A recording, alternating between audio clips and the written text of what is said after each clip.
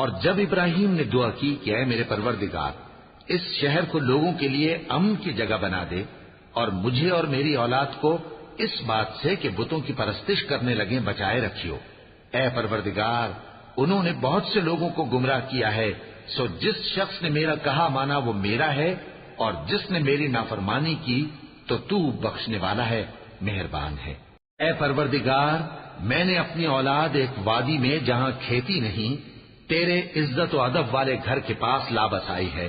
اے پروردگار تاکہ یہ نماز پڑھیں سو تو لوگوں کے دلوں کو ایسا کر دے کہ ان کی طرف جھکے رہیں، اور ان کو میووں سے روزی دیتے رہنا تاکہ تیرا شکر کریں۔ اے پروردگار جو بات ہم چھپاتے اور جو ظاہر کرتے ہیں تو سب جانتا ہے، اور اللہ سے کوئی چیز مخفی نہیں، نہ زمین میں نہ آسمان میں۔ اللہ کا شکر ہے جس نے مجھ کو بڑی عمر میں اسماعیل اور اسحاق بخشے، بے شک میرا پروردگار دعا سننے والا ہے۔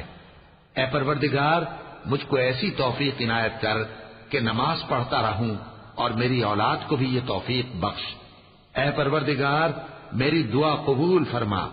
اے پروردگار حساب کتاب کے دن